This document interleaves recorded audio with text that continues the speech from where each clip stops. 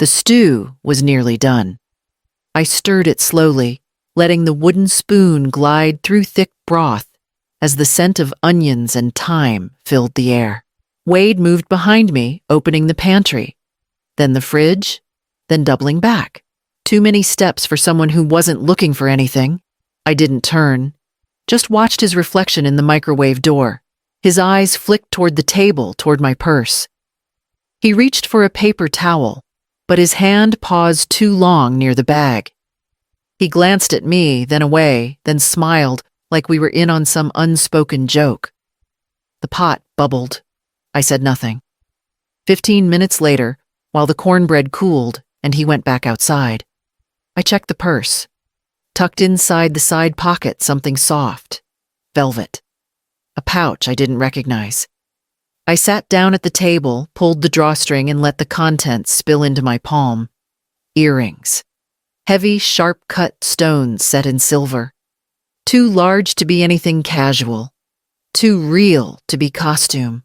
I hadn't seen them before. Certainly never owned anything like them. They weren't a gift. They were a plant. I didn't say a word. I walked upstairs past the framed photographs Wade never bothered to dust. His door was cracked open. The room still smelled faintly of Kendra's hairspray and barbecue smoke. I opened the middle drawer of his dresser socks, balled in sloppy pairs, and placed the pouch between them, like it belonged. Then I closed the drawer, walked back down, and finished setting the table. Dinner was strange. Kendra laughed too loud. Wade complimented the stew twice. I nodded, refilled his glass. Waited. When the doorbell rang, I knew exactly what time it was. I wiped my hands on the dish towel and opened the door. 3 officers stood outside, one holding a notepad. Mrs. Ward, the woman in the center, asked. I stepped aside, let them in, and pointed toward the living room.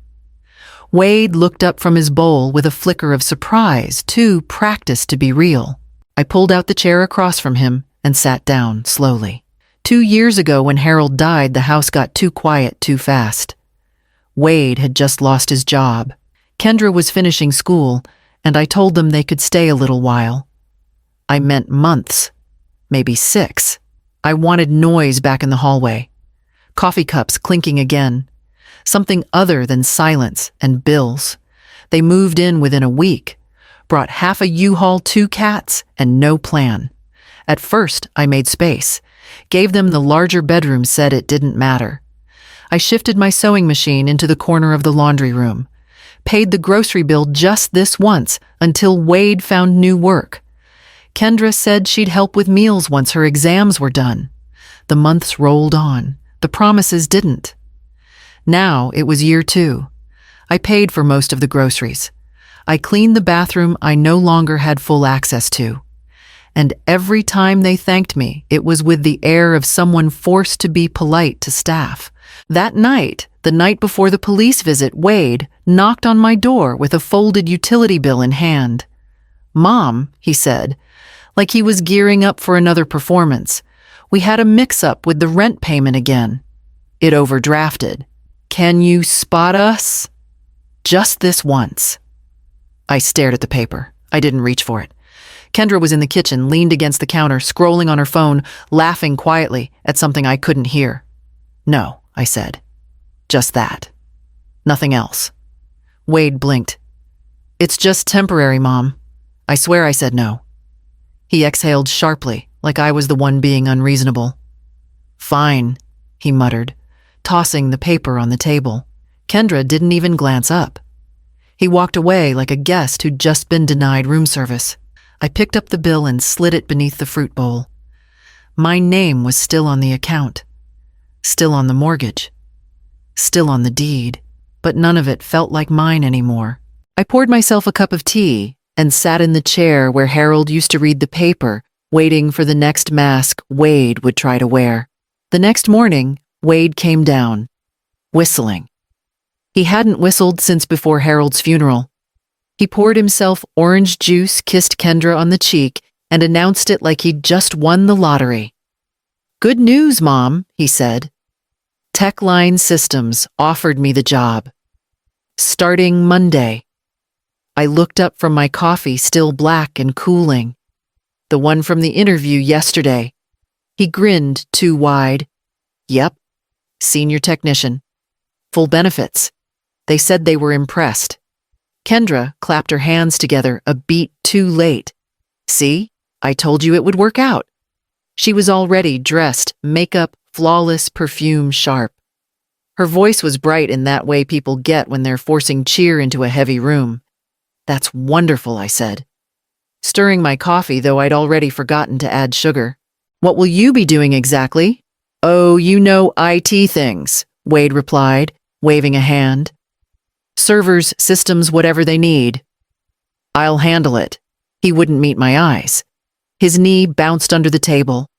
Kendra started clearing dishes that didn't need clearing. The clatter filled the silence. We should celebrate tonight, she said quickly. A nice dinner. Wade deserves it. He looked at her just long enough for her to nod. Then he smiled at me again. You'll come right, Mom. We'll get steaks. My treat, first paycheck and all. I smiled back because I knew the line I was supposed to deliver. Of course, honey. When they left, the house settled into the kind of quiet that has weight. The coffee in my cup had gone cold untouched. Later, after dinner, plans fell through. I checked online out of habit. There was no tech line systems in town. No listings, no address. No company by that name within 50 miles. I sat back, the cursor blinking at me like it was asking the question I'd been avoiding all morning. I shut the laptop, turned off the light, and stood at the kitchen window watching the faint movement of Wade's reflection near my purse again. Wade insisted we have a barbecue. To celebrate, he said, tossing a pack of hamburger buns into the cart like it was nothing. He even bought the charcoal himself. That alone should have tipped me off. Something wasn't right. By 5 o'clock, he was setting up on the patio. Kendra arranged condiments on a tray like she was hosting a 4th of July picnic. I brought out the plates, the napkins, the little things that make a house feel prepared even when the people inside aren't. While the grill heated, I stood at the sink, rinsing lettuce. He passed through the dining room and paused by the table. My purse sat where it always did, hung neatly on the chair. His hand hovered. Then quick and precise, he unzipped the side pocket and slipped something inside. Same velvet pouch. Same quick glance over the shoulder. Same stupid confidence. I waited until he went back outside. Then I dried my hands, walked into the room like I was checking on the side dishes, and retrieved it. He hadn't even changed the wrapping. Upstairs, I opened his drawer, second one down. The socks were still in balled-up pairs, disorganized and thinning. I placed the pouch between 2 layers and closed it with care, making sure everything looked untouched. Back in the kitchen, I set the mustard next to the relish and laid out the tongs like nothing had happened. Dinner smelled like summer, and the air carried that smoky sweetness people mistake for peace. Wade handed me a plate like nothing was wrong, like we were just a family again. I took it, smiled, and sat down across from him. He was waiting for a story to unfold. I decided to let him tell it. The knock came just after the burgers hit the plate. 3 firm raps on the door, enough to make the ketchup bottle tremble on the table. Wade froze for half a second, then wiped his hands on a napkin, like it was nothing. Kendra blinked, looked at him, then at the door, then back again. I opened it. 3 officers stood there, 1 woman in front, 2 men behind, all with the same steady gaze. The woman spoke first. We received a tip about stolen jewelry at this address. May we come in? I stepped aside. Wade cleared his throat. I think I know what this is about, he said loud enough for the neighbors if they'd been listening. Earlier today, I saw something in my mom's purse. It looked like earrings, the ones missing from Kendra's work. Kendra gasped, too sharp, like she hadn't practiced it enough. Her hand went to her chest. Wade, are you sure? She asked, voice trembling just enough to pass. Yes, he said. I didn't want to believe it either, but I saw them. The officer turned to me. Mrs. Ward, may we look in your handbag? I didn't flinch. Of course, I said, walking into the kitchen. Wade didn't follow. He didn't need to. He thought the script was playing out exactly how he'd written it. I picked up the bag, turned, and handed it over without a word. The officer opened each pocket carefully, one by one. Nothing. Are you sure this is the same bag? She asked Wade. His mouth opened. It should be. I looked at her and nodded toward the stairs. You might want to check his second drawer. Middle one. Silence cracked through the room. She gestured to her partner. He returned a minute later, velvet pouch in hand. He opened it. The earrings sparkled in the light, quiet and damning. They're mine, Kendra whispered. Wade's face drained of color. That's not I didn't. Someone must have moved. The officer held up a hand. We'll need you both to answer a few more questions. Wade's fingers curled tight around his paper plate. I just sat back and watched. The officers took them into separate rooms. One upstairs, one in the kitchen. The air between the walls felt tight, like the house itself was holding its breath. I sat in the den, hands folded on my knees, and tried to listen only to the quiet. It didn't stay quiet long. A chair scraped. A door shut harder than it needed to. Kendra's voice wavered through the hall, answering questions she didn't have the skill to dodge. I stared at the framed photograph on the mantel, Harold holding baby Wade at the county fair, both of them covered in powdered sugar. It used to make me smile. Tonight it didn't. Every memory was an item on a long ledger I'd never balanced. The anniversary bracelet I sold for his tuition. The trip to Oregon we canceled so I could fix his car after he wrecked it. The loans I co-signed, the ones that ruined my credit while he told people I liked helping. Every time I said yes, he learned how easy I was to ask. Down the hall, an officer came in quietly and handed me a clipboard. We'll need a statement, Mrs. Ward. And we've confirmed these earrings match a theft report from the store where your daughter-in-law works. I signed the page. My pen didn't shake. Then you already know what this was, I said. He nodded, not unkindly. Looks that way. They spoke in low tones for another half hour before the cars pulled away, red and blue lights fading against the siding. The house fell into a deeper kind of silence, the kind that stays even after sound returns. Wade and Kendra didn't come back inside. I didn't ask where they went. I sat in the den with the lamp still on the stack of old bills beside me, and finally saw what they'd been planning all along. If I'd been arrested, the house would have gone straight to them. I turned off the light and went upstairs to start packing. I started with the linen closet. Took the blue towels Harold liked, left the ones Kendra bought with my card. I folded everything into two neat stacks, what I was keeping and what I would no longer touch. The bedroom came next. I opened drawers slowly like they might snap back. My nightstand held more dust than memories now. I took the photo of Harold and me in Colorado, left the one of all three of us at Wade's graduation. I wasn't in the mood to honor stages. I packed only one suitcase. Not because I didn't need more, but because I didn't want more. The house was mine, still legally in my name. But every hallway echoed with excuses. Every kitchen drawer remembered a slammed door, a faked apology. The ceilings knew how much of myself I'd scraped off to keep this roof over their heads. I paused by Wade's room. The door was half open like always. I stepped inside. Second drawer down. I knew which one. The socks had been rearranged, but not well. I pushed past the pairs and found a folded piece of paper tucked underneath. I unfolded it. A printed map, highlighted route to a pawnshop 2 towns over. The name circled in red. A note scribbled in Wade's handwriting. Appraises high-end pieces. No questions asked. He hadn't just planted the earrings. He had a backup plan. I put the paper back exactly how I found it and closed the drawer gently. Then I walked to the kitchen, poured a glass of water, and sat with my planner.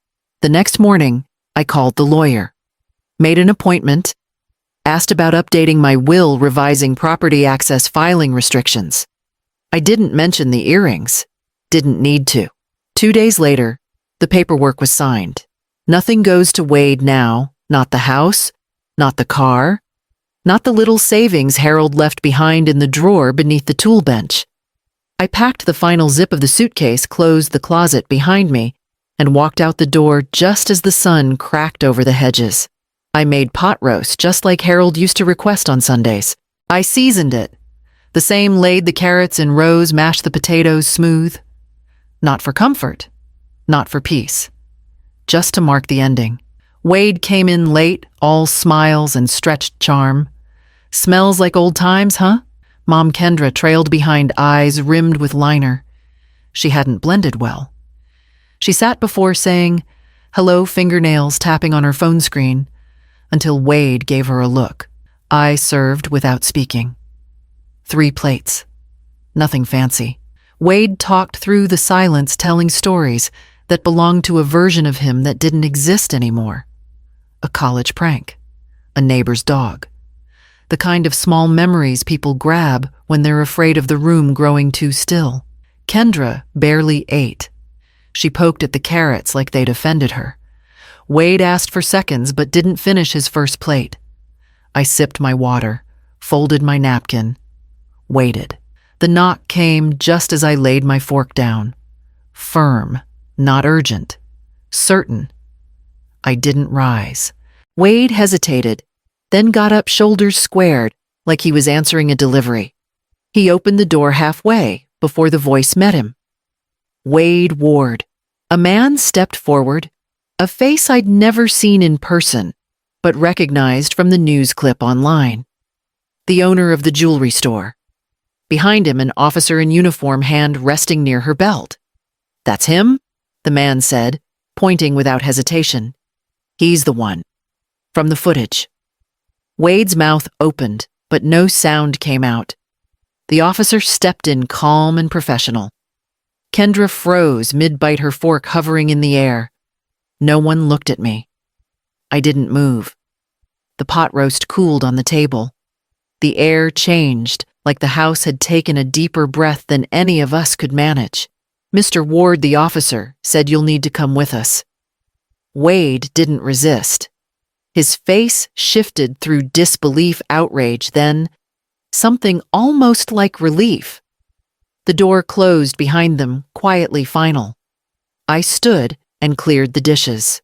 The house echoed in ways it never had before. Without the furniture, the sound of footsteps stretched too far. The walls looked wider, blank and bare, where family photos once hung. I'd taken down the frames, boxed what mattered, and left behind the nail holes. Small reminders that something had once been there. The realtor walked beside me, clipboard in hand, her heels making brisk, businesslike taps on the hardwood. It'll go fast, she said, smiling. Good bones. Big yard.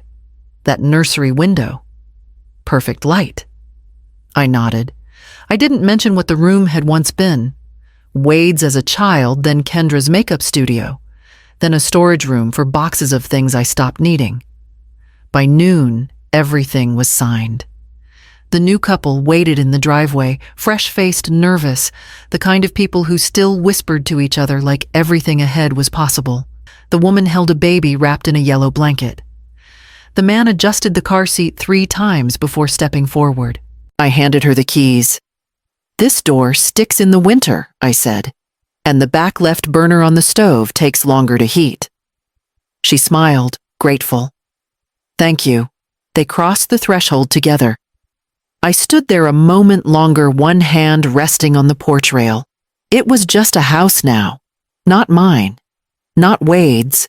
Just walls and roof and space, waiting to be filled by someone who might treat it better. My lawyer had called that morning to confirm the final paperwork. The will was filed. Everything, my accounts, my pension, what little was left from Harold's savings, was redirected. Wade's name had been removed entirely. Not out of anger, just clarity. I slid into the front seat of my car, a box of folded linens in the back. The engine turned over without hesitation. The rearview mirror caught one last glimpse of the house as I pulled away. Some places aren't meant to be returned to. At the next light, I turned right toward a rental just outside town, where the sun reached the windows first thing each morning. The apartment isn't big, but it's mine. One bedroom, slanted ceiling, and windows that rattle when the freight trains pass in the distance.